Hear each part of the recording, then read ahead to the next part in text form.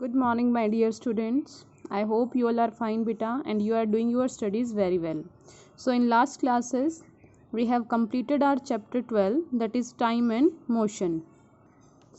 Motion and time, and we also discussed the exercise that are true, false, fill in the blanks, etc.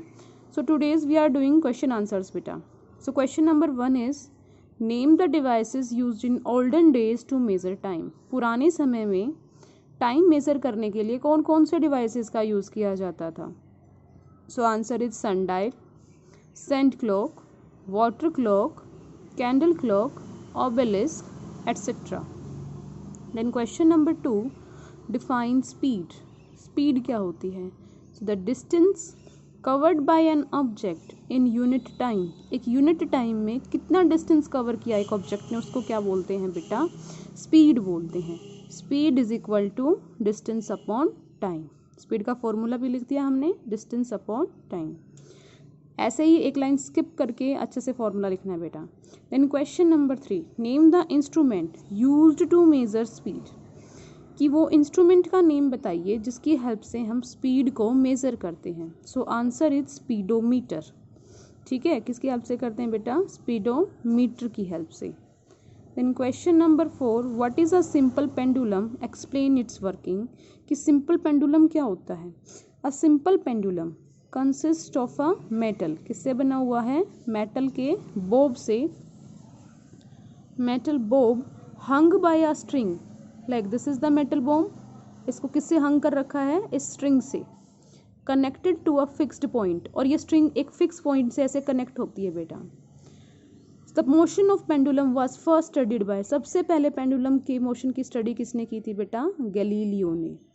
ठीक है, तो ये diagram आप ऐसे ही draw करोगे। दिस इज द बॉब, ये स्ट्रिंग, ये इसकी मेन पोजीशन। जब ये रेस्ट में रहता है तो यहाँ पे, जब इसके अंदर मोशन होगा टू एंड फ्रो, आगे पीछे टू एंड फ्रो, तो ये इसकी extreme position. After that you will draw this diagram.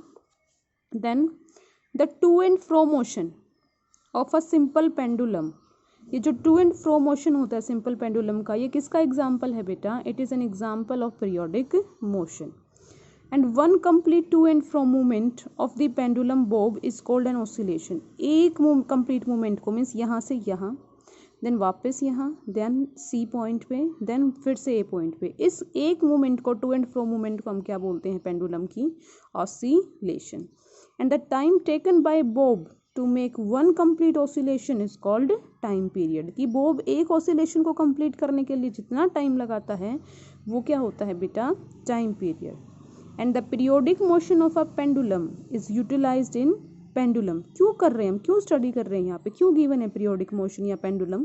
क्योंकि पेंडुलम की हेल्प से ही पेंडुलम क्लॉक में टाइम को मेजर किया जाता है बेटा।